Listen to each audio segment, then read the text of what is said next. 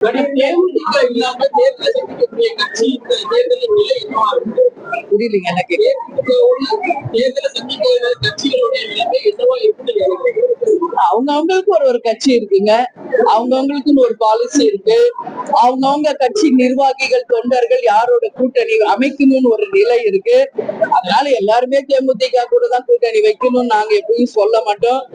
அந்தந்த கட்சியின் நிலைப்பாடு அது அப்படிதான் இருக்கும். அது நம்ம அதை பத்தி என் கருத்து எது இல்லை. இப்ப எங்க கட்சியினுடைய நிலைப்பாடு கேட்டா அதற்கு நான் பதில்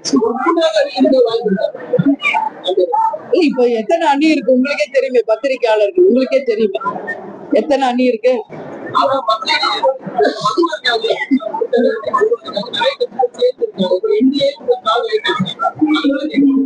தெரியலங்க, ஏன்னா இன்னும் இறுதி வடிவம் எந்த கூட்டணியும் அறிவிக்கல. இதான் ஃபைனல் எங்க கூட்டணின்னு யாருமே இன்னும் சொல்லல. அது வரட்டும். அது ஃபைனலா வந்தாதான் இங்க எத்தனை கூட்டணி இருக்கு, யார் யார் அந்த கூட்டணி, எது வலுவானது எது வலு, அப்பதான் நம்ம பதில் சொல்லணும். இறுதி வடிவம் வரட்டும், அப்ப நம்ம பதில் சொல்லணும்.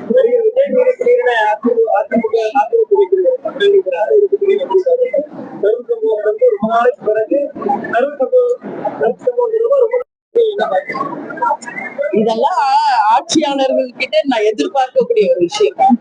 விஜய் கரூருக்கு அப்புறம் பொது வெளியில ஜாஸ்தி வரல. இது எல்லாத்துக்கும் பதில் சொல்ல வேண்டியவர் விஜய் தான்.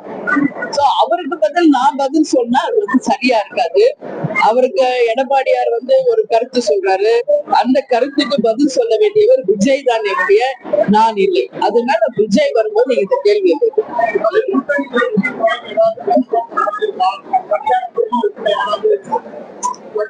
இதுக்கு நான் பல இடத்துல நேற்று கூட திருநெல்வேலியில கூட இதுக்கு நான் பதில் சொல்லியிருக்கேன்.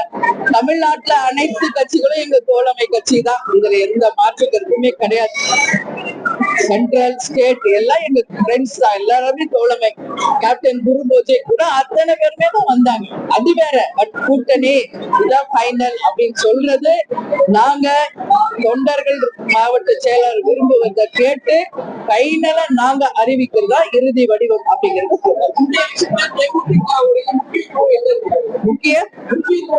முக்கியத்துவம். வெற்றி ஒன்றுதான் முக்கியத்துவம். வெற்றி தான் முக்கியத்துவம். எல்லா கட்சிக்கும் வெற்றி தான் முக்கியத்துவம் இல்லையா? எல்லாருமே இங்க கட்சிகள் இருப்பதும் கூட்டணிகள் அமைப்பது எதற்கு? வெற்றியை நோக்கி தானே போறாங்க. அதுதான் எங்களுக்கும், அந்த வெற்றி தான் எங்களுக்கான முக்கியத்துவம். எதுங்க எதை அடிப்படையை வச்சு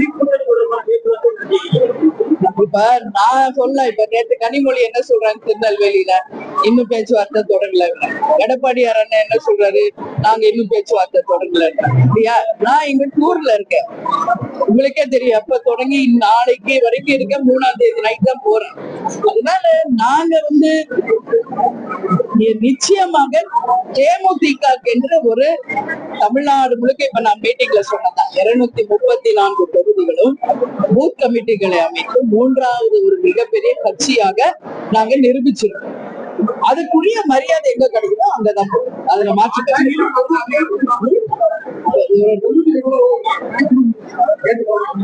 அது நான் பொத்தாம் பொதுவா சொல்ல முடியாது. வரும்போது நான் அதிகாரப்பூர்வமா சொல்றேன். இல்ல, இது ஏற்கனவே நான் தான் முதல்ல இருந்து சொன்னேன். அப்படி வந்தா நல்லதுன்னு சொல்றேன். தமிழ்நாட்டுக்கு ஒரு மாற்றம் அப்படி வந்தா நல்ல விஷயம்னு சொல்றேன். அது வருமா வராதா அப்படின்னு நம்ம இப்ப சொல்ல முடியாது. இன்கேஸ் அப்படி வந்தால் நல்லது.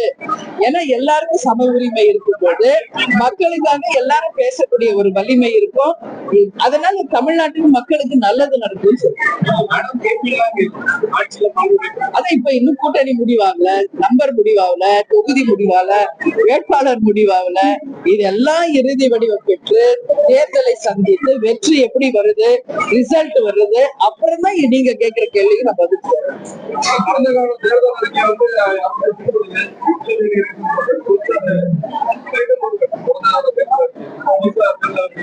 நாங்க 2011 வரைக்கும் தனிச்சு போட்டி போட்டோம். ஒவ்வொரு தேர்தலையும் தேமுதிகவின் தேர்தல் அறிக்கை நாங்க கொடுத்தோம். அதற்கு பிறகு கூட்டணி அமைத்த பிறகு எந்த தொகுதியில போட்டி போடுறோமோ அந்த தொகுதிக்கு மட்டும் தேமுதிக வெற்றி பெற்று வந்தால் நாங்க என்னெல்லாம் செய்வோம் என்பதை அந்த நேரத்துல சொல்வோமே ஒழிய 19 ஒரு தேர்தல் அறிக்கை இருக்காது. கூட்டணியோடு சேர்ந்துதான். சரிங்களா? இல்ல நான் வர என்னைய உட்கார வச்சு கேள்வி கேட்கலான்றதுக்கா கேட்க கூடாது. எங்க கட்சி எங்க பத்தி கேளுங்க, நான் பதில் சொல்றேன். மற்றவர்களை பற்றி பதில் நான் சொல்ல முடியாது. அதனால அவங்கவுங்களுக்குரிய கேள்வி அந்தந்த கட்சிக்குரியவர்கள் அந்தந்த தலைவர்களிடம் நீங்க கேட்கணும்னு கேட்டு.